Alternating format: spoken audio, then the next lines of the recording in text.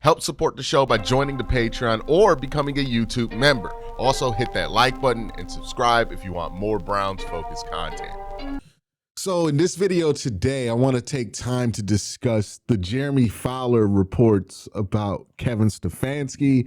I also want to talk about what you want to see development-wise from Shador Sanders this week. And we're going to go over the injury report and much more like we usually do on our Friday roundup. But let's get this one started by talking about the Jeremy Fowler report about Kevin Stefanski. Now, this came out a few days ago, right? It's nothing new, and it's something that we've heard from people associated with the NFL before, and we've heard it from media personalities such as Dan Orlovsky, right? Which is the idea that if the Browns were to let go of Kevin Stefanski, that he would be a viable head coaching candidate around the league for a lot of teams. I think it would be similar to what we saw with Vrabel, where Vrabel took a year off and then went back into the job market. I don't think Kevin would go immediately back in, but if he wanted to, there might be an opportunity there for him. I think there would be more opportunities available for him if he took the sabbatical year that Mike Vrabel took in Cleveland, ironically enough. But there's a whole lot of conversation about this. One, do I think that is true, that Kevin Stefanski would be a very viable head coach candidate to a lot of front office executives if he were to become available? Yeah, I think that's true. I think that's, to not think that's true, you would have to be so deep into your I hate Kevin Stefanski bubble. And look, I know that exists within Cleveland, where people just have convinced themselves that Kevin Stefanski has not done anything as the head coach here. You would have to be so deep into that bubble to not see why he would be an attractive candidate to other teams. On paper, he's a two-time coach of the year. The fact is that people understand that the circumstances in Cleveland are less than ideal. A lot of front office executives have watched this team go 20 plus years without getting to an 11-win season. This guy brought 2 to Cleveland over a 5-year span. That's going to be an attractive candidate for a lot of teams. He's going to come highly recommended from other coaches. He's going to come highly recommended from other front offices. He will get an opportunity to be a head coach again if he does not continue to be the head coach in Cleveland. That's just true. You can like Kevin Stefanski, you cannot like Kevin Stefanski, but he's not going to go from two-time coach of the year to never coaching again, right? That's ridiculous. He's going to get more opportunities. So this is a very believable report. I don't think that his agent needs to leak this out. Now, that's the other part of this whole thing, is why did this come out, right? Now, it's important to remember who is reporting this. I always make this a big deal. If you have not watched me, I think part of media literacy, right? People talk about media literacy, say people have it, don't have it all the time. Nobody really takes time to explain what media literacy is. Part of media literacy is understanding who reports what from what perspective. Where are guys usually getting their information from, and where have you seen these guys when it comes to their relation with the story? So often we hear a report and we just think, oh, okay, this is coming from whoever you want it to come from, but you got to take in who is reporting the information, right? When Josina Anderson says something, it could just be something she thought up. It could be something coming from like Odell Beckham or something like that, right? Like, we've been through this before, where we have learned the importance of really understanding the messenger, right? Because the messenger matters. Jeremy Fowler is the messenger. And I can say, as somebody who has had media credentialed access to the Cleveland Browns training camp practices for multiple years, Jeremy Fowler is somebody that I have seen at the Cleveland Browns facility multiple times. He is the designated national senior reporter that they bring to Cleveland. So you can imagine Jeremy Fowler is checking in with the people on the local beat that also work for ESPN. You can imagine that Jeremy Fowler has a lot of relationships within the building in Cleveland, right? So if Jeremy Fowler is saying this, I don't think it's exclusively coming from Kevin's agent, right? I think this is information that one, Jeremy Fowler has confirmed from other executives, right? He's not just taking a agent's quotes for it, but also information that could potentially even be coming from the Cleveland Browns building. So I've seen a lot of speculation on this. My 2 cents, and this is my speculation on this, I'm just adding to the speculation pile. I think that the Browns are probably putting this out there about Kevin Stefanski. And the reason I think the Browns are putting this out there about Kevin Stefanski is I think they are rounding the corner on making the decision to keep Kevin. We can talk all summer about whether that's the right or wrong decision because I have a lot of thoughts about that. You guys heard me talk about this for a long time. But I think that's part of their getting ahead of it for keeping Kevin, which is reminding folks that, hey, if we fire him, he's going to be a hot commodity. Why would we let go of somebody who's going to be a hot commodity, especially when we're not a hot enough commodity as a team to attract a candidate? Maybe if in a couple of years, if Cleveland gets a quarterback, they could be a more attractive team for a hot head coaching candidate. But right now, it's kind of tough to make that determination. And I have to remind people, right, there's what we think in Cleveland because we have been really close to the situation and really emotionally affected by the results that we have seen on the field. When I talk to other people around the league who cover teams and talk about teams and are associated with teams, they have a high opinion of Kevin. I don't know where the Browns sit on that, but I imagine that there's a high opinion of Kevin within that building. When you look at the locker room, it doesn't seem like those guys in that locker room have given up on Kevin. The fan base certainly has given up on Kevin. And, at points, like I haven't had much faith in Kevin over the last couple of years, but maybe there's something they know that we don't that makes this okay. Maybe this ends up being a big mistake, a la what they did with Hugh Jackson. We'll find out, but those reports aren't coming out for no reason. Jeremy Fowler being the one that says it makes it extremely credible to me because, again, he's one of ESPN's most respected senior NFL reporters. He is somebody that gets boots on the ground at NFL camps. I've seen him at multiple occasions, right? He is not one of these, accounts that just says shit, right? Like Jeremy Fowler is extremely respected, would not say anything if he could not confirm it himself and wouldn't just repeat the words of an agent online. He's gonna have much more source material than that. And from his past reports and articles, right? He wrote that big tell-all article at the end of last season that he has sources within the upper management of the Cleveland Browns and the upper management of a lot of other teams in the NFL. So, yeah, would Kevin be a hot commodity if he were to be let go? I think so. I don't know if he gets hired immediately, right? I think he would have to take a year off and then jump back into the head coach market.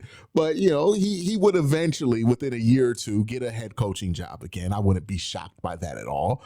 If he wanted it, he could have it as soon as he wanted to, right? He's a 2-time coach of the year. There's not a lot of those, whether you think that award is Mickey Mouse or not, it's your personal opinion. People around the league don't think it's a Mickey Mouse award, so it doesn't really matter, right?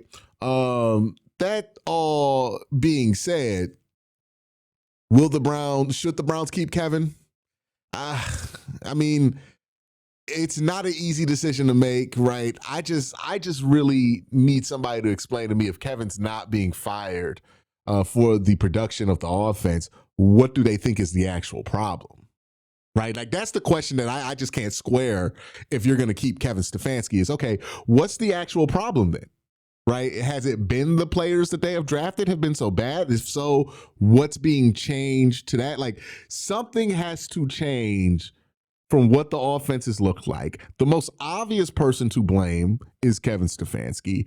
And if you're going to keep Kevin, I think you have to at least offer some kind of explanation to the public for why it is that it's not Kevin's fault for what happened and what you're doing to make sure that doesn't happen again, right? It can't just be, oh, no, it's not Kevin's fault. It's something else. And then you do nothing. You can't tell me, oh, it's not Kevin's fault. It's the fact that we haven't gotten any resources to Kevin, or we haven't drafted good enough players to help the offense for Kevin. Well, okay, who are you replacing to get better players on offense? Like, what's the process to get better there, right? Something has to be done about this offense. There's no ifs, ands, or buts around it. And I don't think sitting on our hands hoping that it gets better because a year passes by is a great solution. So if you don't want to fire Kevin, okay, understandable. You don't want to fire Kevin. You're worried about what the market's going to look like, and you're not necessarily the most attractive job on the market. I understand those things. So what do you think is the problem, and how are you going to solve it? Because you still have to solve that problem. Like, something has to be done. Can't do nothing, right? You know what I mean? So that's my thing. We'll see what they end up doing.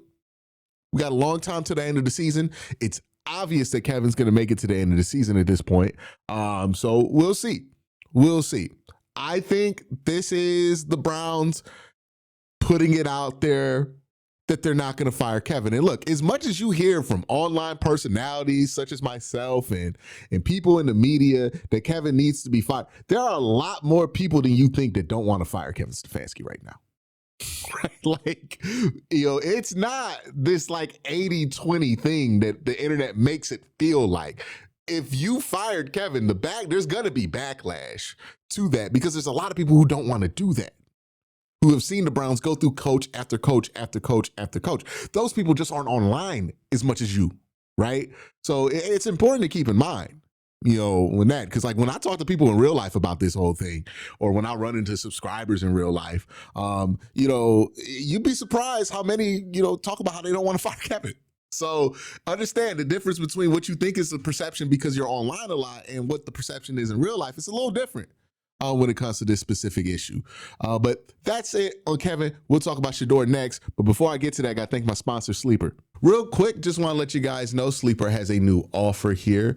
They're offering a free $20 entry, no deposit required. And also, if you're a first-time user, you also will receive a 100% match on up to $100 when you use the promo code WORSTTAKE. Again, $20 free, no deposit required. Plus, first-time users also receive a 100% deposit match up to $100. Join Sleeper. So Shador is getting his, third start at this point. And it's been a really interesting road for Shador, and it will continue to be an interesting road for Shador, right? As much as we've talked about like practice reps affecting Shador, I think we have not talked enough about how much the opposing team is going to affect how things look for Shador more than anything, right? Like the practice reps are one thing, but in the NFL, how you look week to week can depend greatly on what your schedule is week to week, right? On top of the practice reps and everything else. Like, I don't think Shador looked poorly against Baltimore exclusively because of the practice reps. I think it was also because Baltimore's a really good team, or at least they were playing decent enough football. Baltimore's not a really good team this year, but they were playing better football than the Browns were in that game. And then you get the Raiders. You also have to consider the division opponents are just extra familiar with you, which is always a different beast. The Raiders are not a very good team. They're not sniffing anywhere near the playoffs. I think they've already been eliminated. The 49ers are going to be in the playoffs, and then the Titans, they're not going to be in the playoffs. And then after this, things start to stabilize, right? It's going to get a lot tougher. You're going to play the Chicago Bears, who are the 1 seed in the NFC. After this game, you're going to play the Buffalo Bills, who certainly aren't looking like the best iteration of the Buffalo Bills, but certainly are much better than the Cleveland Browns are right now. You're playing the Pittsburgh Steelers, who, any given Sunday, they could be whatever team they want to be. They could be a good team, bad team, but they are still in the playoff race. And technically, Cincinnati is still in the playoff race as well with their big win last week. So the way that the schedule has gone for Shador has been playoff team eliminated from the playoffs. Playoff team eliminated from the playoffs. So it's on that seesaw right now. But, after this week, you want Shador to be at a certain place to where you don't feel like playing consistent playoff teams for next month is going to be something that he drowns under, right? And again, it goes back to the main conversation we have about Shador. We see the gravy with Shador, right? The ability to add that special ingredient to what he can do that could take his game over the top and go from like, oh, he's an interesting prospect to, hey, this guy can legitimately start and make plays at the quarterback position. And look, the ability to have gravy to your game is not common. It is not super rare. There's a lot of quarterbacks who can have some gravy to their game that aren't necessarily starters in the NFL, but it's not the most common thing in the world. It's not the most rare thing in the world. It's somewhere in the middle. With Shador, we know that you have the gravy. What we need to see with Shador is just more meat and potatoes, right? Get the ball out on time, see the open man, get ball to open man, right? That's really the big thing Shador needs to work on. Pocket drifting. It's still a really big issue for him. He's still drifting a ton in the pocket.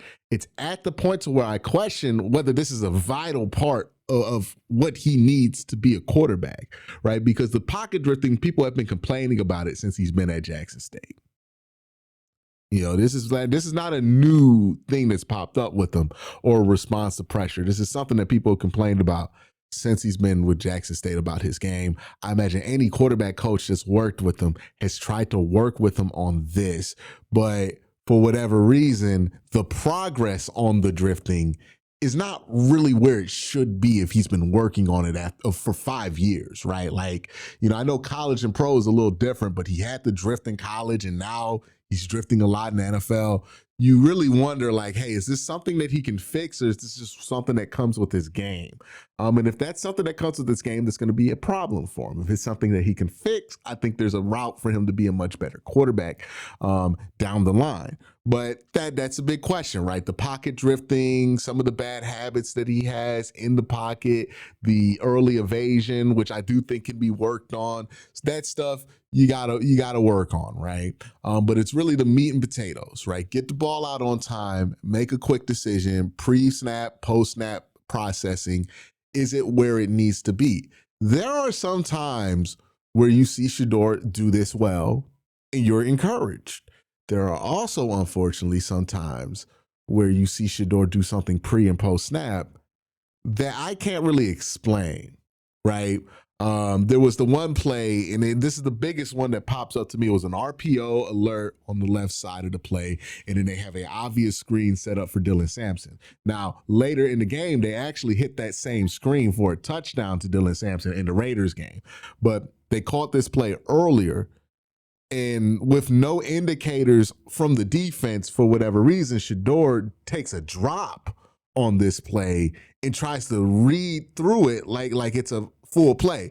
Now, this might just be miscommunication, but the thing that makes me not think it was miscommunication was everybody else on the field, all the 10 other guys on the field, they knew the play call. They ran the proper play call. It didn't seem confusing. How is it that the guy who gave the play call is the one who didn't know? So that doesn't make any sense to me. He had to have known that was the call. It's like, what did you see there that made you go through the play like that? Did you do an alert and nobody heard you? Like, would love to know the explanation in the quarterback room for that, like situations like that. And, that's not the only time something like that has popped up over the 2.5 games he's played. But it's popped up enough where I'm like, okay, that's not normal. That's a little concerning there, right? Also, the Browns haven't really opened up the playbook for him yet. It's been very condensed. I thought what they did last week was a lot better. They were still limited in what they were doing, but at least they were more creative in those limitations than they were the week prior. So you just want to see him demonstrate that he can do more over if he's given more to do, right? You want to see him demonstrate some better pre-snap, post-snap processing, and you want to see him develop some meat and potatoes to his game that he can sit and rely on, because you can probably beat the Tennessee Titans on gravy alone. They're not a very good team. They're not going to put up a ton of points.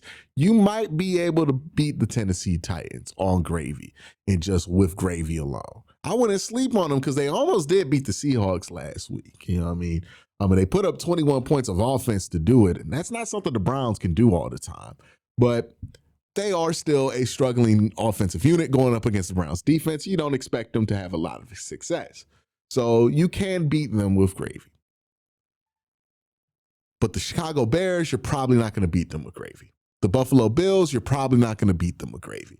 The Pittsburgh Steelers, you're not going to beat them with gravy. The Cincinnati Bengals, you're not going to beat them with gravy alone, right? Like if you don't have that full plate that you can go to, this is going to be something where you start to struggle. And consider Pittsburgh, they're ultra familiar with what the Browns want to do. Cincinnati, they're ultra familiar with what the Browns want to do at the end of the day. So for Shador, again, it's just work on those basics, right? Like if you don't make a highlight reel play this week, I'm fine with it, but just work on those more consistent parts, those more replicatable parts to your game to be able to have that kind of baseline of success. And then once you get that baseline of success, right, where you're able to work within structure, get the ball out on time, right, get the ball to your playmakers, let your playmakers make plays. Once you get to that point, then you can further tear apart the defense by adding that special ability that you have to get out there and make off-structure throws and keep teams off balance, right? Ultimately, that's the difficult part, right? Like there's a lot of guys who can make incredible throws that sit on benches or don't play on Sundays anymore. The reality is that the meat and potatoes, that's what's hard to do in the league. That's what takes a while to get good at, right? We're talking about guys who are number 1 overall picks, number first round picks that took 3-4 years of reps to get to the point to where they can get good at the meat and potatoes part of playing quarterback, right? Baker Mayfield, Sam Darnold, people that we have seen that were highly touted, got a lot of time at the beginning of their career. For Shador, this journey is going to be very difficult when you're starting out as a 5th round pick. And I know a lot of people get mad whenever somebody brings up that he was a 5th round pick, but I'm bringing that up because I'm talking about the reality of his journey and not necessarily an evaluation of his play. There are plenty of 5th round picks that have played their way out of 5th round pick status or were more talented than the average player that was drafted in the 5th round. But what your draft selection in the 5th round represents is the investment that the organization has in you. And it's why if you're a 1st round pick, you're going to get a lot of time because the organization has invested a ton of assets and resources into you. But if you're a 5th round pick, those things grow on trees. The Browns can trade somebody at the bottom of the roster right now and find a way to get a 5th round pick right now. Browns got like 3 5th round picks. Those aren't as valuable to the organization. So the amount of time that the organization is going to dedicate to giving you opportunities, to giving you chances, is just going to be significantly less than somebody drafted in the 1st and then somebody drafted in the 2nd round. So when I bring up that Shador is a 5th round pick, it's not to degrade him. It's just to tell you the truth about how much time he has to make those changes and to show that he is at that level before the organization decides to move on. There's a reason why when you look at guys who are really good in college, right? You can make the argument that Tyrod Taylor, really good college career, pretty solid pro career, no reason that he went in the 6th or 7th round like he did, right? You could make the same argument about Geno Smith, who played his way out of the 2nd round pick that he ended up being. But because Geno Smith was not a 1st round pick, Geno Smith did not get more than a couple of years to prove that he was a starter. Because Tyrod Taylor was a 6th round pick, he never even got an opportunity to play in Baltimore and had to wait until his rookie contract was up in Buffalo to get an opportunity to be a starter. And even then, when Tyrod became the starter in Buffalo and made a Pro Bowl and got to their first playoff game, and who knows how long up to that point, he still got benched for somebody that they drafted in the 4th round in Nathan Peterman. And then once he got his job back, went back to the playoffs, he got benched for somebody that he drafted in the 1st round named Josh Allen. I'm not I don't want to bring up that Shador's a 5th round pick to degrade him as a player, to say that he's not talented enough. That is not what I mean when I say that. What I mean is that, hey, he's got to live the life of a 5th round pick now, because that's what he is. He's got to have the journey and get it the hard way, the way 5th round picks have to get it. Because, yeah, you at home might think he's a 1st round pick, but the people who have control over Shador's career do not think he's a 1st round pick, did not think he was a 2nd round pick, did not think he was a 3rd round pick, and maybe some of them thought he was a 4th round pick. For whatever reason, that's what they evaluated and valued him at. And that's the reality that he has to deal with. And when that's the reality that you have to deal with, you have to understand that it's real possible that the journey takes a lot longer than maybe you're anticipating. And that's the one thing I want people to understand about this Shador thing. It might take a lot longer than people anticipate. Tyrod Taylor is a blueprint for a successful career as a late round pick. I think Geno Smith is another blueprint for him, right? This is a pathway that he might have to consider going down if he isn't perfect in the next 5 games. And the odds are he's probably not going to be perfect, because it's impossible to ask a rookie to be perfect in this situation. So I'm just being realistic, and I'm not being pessimistic, right? I think he could be a starter, maybe even a Pro Bowler, right? The 2 guys I said have made Pro Bowls. It's not being pessimistic. This is being realistic. Too many people confuse those things where somebody's being pessimistic and they're just like, oh, I'm just being realistic. No. I'm being realistic. This is realistic optimism right here, right? I believe in Shador Sanders. I just don't believe in the hype about Shador Sanders. There's a difference.